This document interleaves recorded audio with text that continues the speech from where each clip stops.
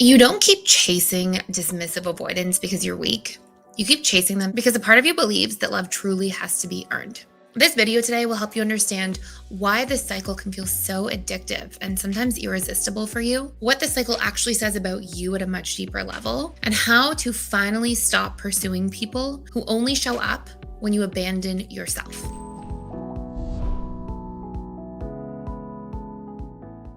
Okay, so we're going to go into three major reasons why this actually happens and what this is telling you about yourself in a much deeper way. And the very first thing I want you to understand is that chasing is rarely about this person, and it's about what their distance from you and them pulling away makes you feel about you.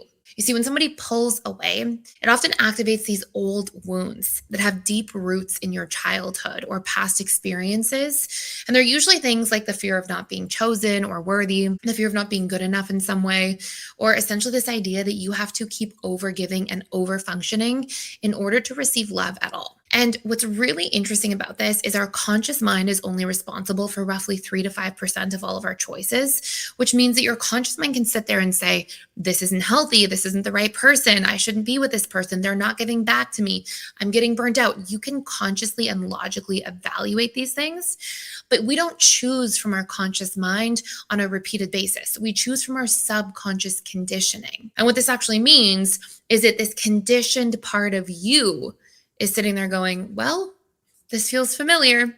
And familiarity to your subconscious mind, it equals safety and thus survival, which means you will keep choosing and reenacting these patterns and playing them out because of this specifically. So this is where on this first point of three, I want to ask you, what is this for you? What about this feels familiar? And I actually want to take you through a little exercise here for a moment before we move on to the other 2 points. So I want you to, if you feel comfortable, sit for a moment and try to notice what feeling you feel in your body when this person pulls away. And I want to get really visceral and specific here. So, do you feel when somebody pulls away from you this sense of anxiety or nervousness or this sense of defeat or hurt? I want you to get really clear about what it feels like for you when that person pulls away. And if it helps you, you can get to a specific time where you recently felt this.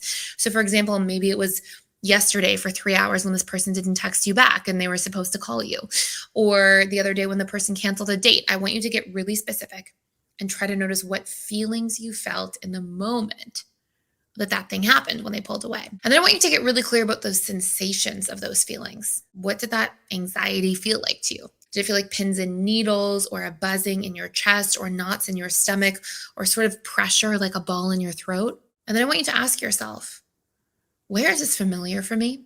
Where have I been trained or conditioned for quite some time to be used to this cycle? And usually what you'll see is if you sit in those sensations for a moment, you'll usually see that, oh, there's a history here for me. And it might bring back some reminiscent moments for you that, oh yeah, I've been like this in all of my relationships. Or, oh, I definitely constantly felt like I had to earn my parents' love or attention or approval. And so noticing that this is a historical thing for you helps you understand why you keep going back and chasing more. This brings me to point number 2, which is the more emotionally unavailable somebody is, the easier it then becomes to essentially confuse pursuit with love. And what I want you to think about is this. When you have this need to pursue, to chase, what you're actually looking for is an outcome. And on the way to obtaining that outcome, you probably feel all of those feelings in your body that you just tuned into, those sensations and emotions of nervousness and anxiety, and really trying to get to that space where you get the reward or their approval. And what you're actually seeking is often more the relief from those feelings in your body than it is thinking that this person is really loving you in the way that you need. And when you get that reward, like the person finally texts you back or they call you or they follow through on plans, or you walk into the restaurant and you see them and you're on your date all of a sudden, finally, I want you to think of that reward.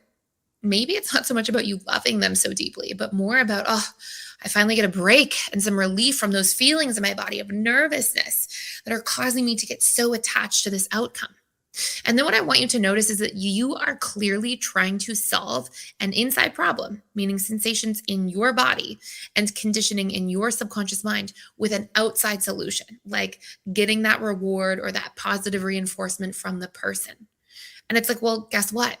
When that person goes away, they're just going to appear in another form in somebody else that you end up chasing or pursuing, or feeling like you're waiting for them to pick or choose you. And so this means that you can never really solve this inside conditioning with an outside solution. And I also want you to notice that this whole dynamic makes you have to leave yourself constantly. But the way out is to learn to love yourself and heal through that conditioning instead, because essentially you always abandon yourself 1 degree more than the person does who you constantly chase.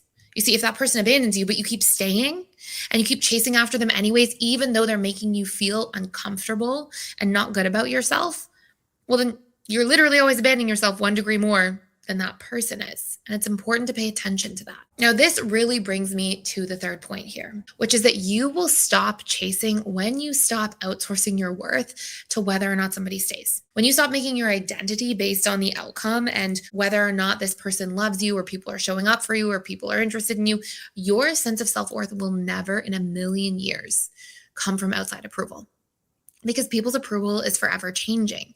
If somebody's having a bad day, they may not approve of you as much. Or if somebody has their own childhood wounds that are coming up and affecting them, they may pull back or retreat. Or if somebody isn't emotionally available, they can't be there for you.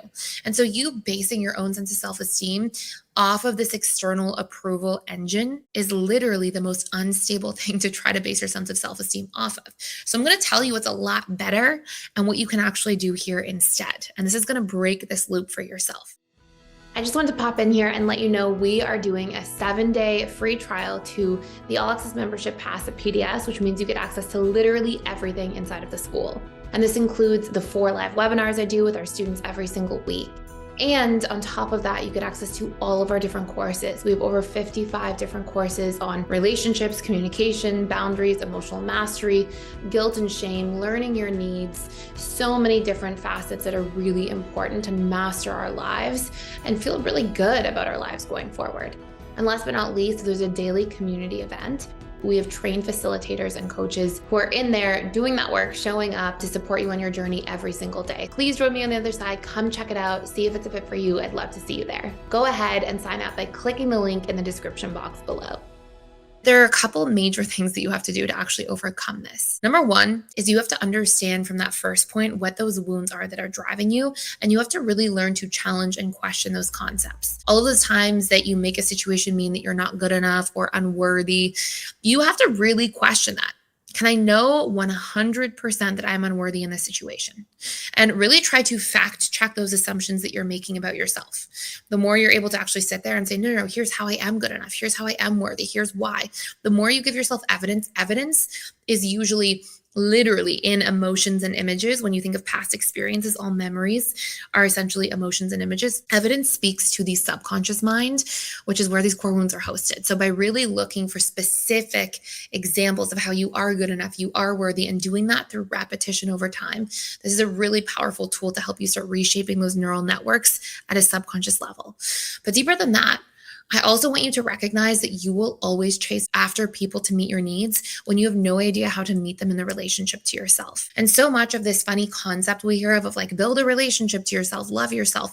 People hear that all the time and it's like, well, what does that actually mean? It means getting to know yourself, dating yourself, learning what your needs are, learning what lights you up as a person and what makes you feel fulfilled, and then carving out time to meet those needs in the relationship to yourself. So if validation is something you're seeking from other people, write down 3 of your wins on a daily basis so that you're actually validating yourself. Or if being present and you're constantly looking for somebody to be present with you, if that makes you feel loved and seen and considered, you need to learn to see yourself by sitting with yourself, maybe through meditation or mindfulness or journaling, so you get to know and see who you are deeply. Or if you're in a position where you're like, I just want somebody to be protective of me and look out for me, you probably are struggling with setting boundaries, and you probably need to learn to protect and look out for yourself better and more consistently across time, not just when you're frustrated or angry or you've had enough. I want you to really look at what are these things that I keep outsourcing, hoping somebody else, this person that I'm chasing, they'll finally meet them for me. They'll finally be here for me. And I want you to notice those are usually the biggest places of lack within you. And you can change them by challenging these painful ideas that you're carrying about yourself, these ideas that you have to keep earning love or earning approval or earning worth, and learning what your needs are and learning to consistently show up with and for for yourself across time will move the needle. So that's it for today. And I just want to let you know, if you are struggling with this, you do not have to keep chasing love in order to receive it. And the moment that you actually stop over functioning for unavailable people, you create space for the type of connection that meets you with consistency, reciprocity, and care. And that truly does start with the relationship to you. And I'm here on this channel on a daily basis to put out content or material that can really support you in this and support you in feeling seen and understood and getting to know yourself better. So I hope you stick around and subscribe. And I hope this video was really helpful for you today. And thank you for stopping by.